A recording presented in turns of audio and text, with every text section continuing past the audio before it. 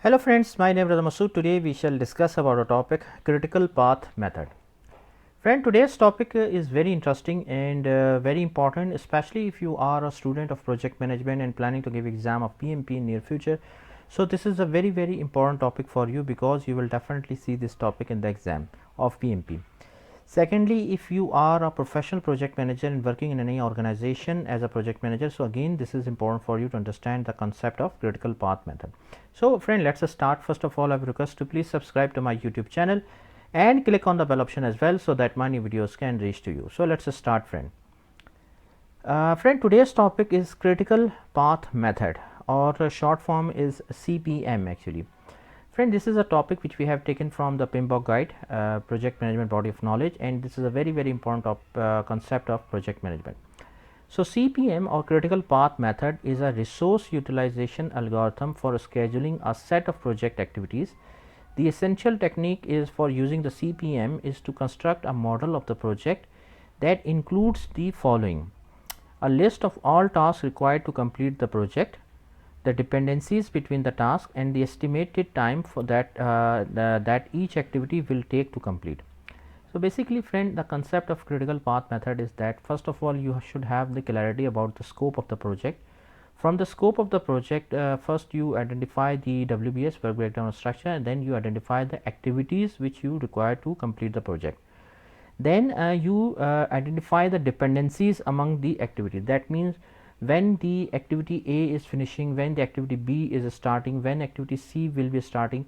So the dependencies means that the relationship between the activities we will identify. Either activity A and B are dependent on each other, or activity C can be started standalone. So basically, first we have to identify the activities, then we have to identify the dependencies among the activities, and then you have to identify the duration to complete the activity. So basically, these are the three steps: identify the activities, identify the dependencies among the activities, and then identify the duration to complete the activity. Okay, so these are the three steps in the critical path method.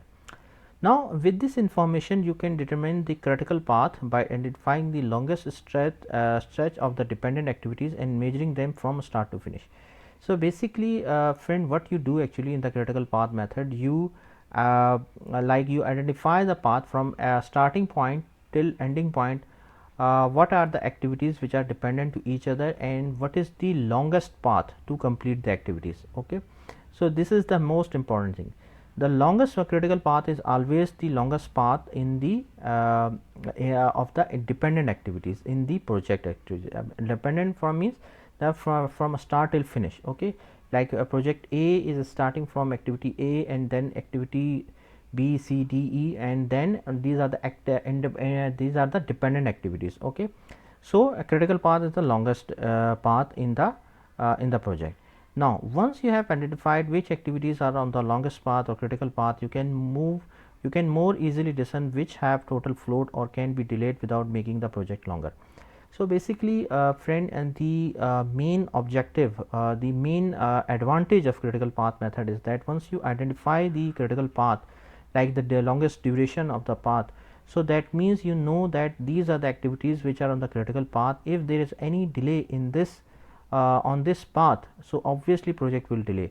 And the other advantage is that the activity which is not on the critical path, if that delays, so that means project will not be delayed. Okay, so this is the main concept, main advantage of a critical path, that it tells you that the activities on the critical path which are critical path. Okay, just try to remember that term, critical path. Critical path means that if there is any delay on the activity of the critical path, so project will be delayed. And the activity which is not on the critical path, if that delay, so it obviously it will not delay the overall project. Okay, so friend, thank you, thanks a lot for watching the video. I hope you like this video. If you like it, please share it with your friends and colleagues, and thanks a lot for watching the video. Thank you, friends.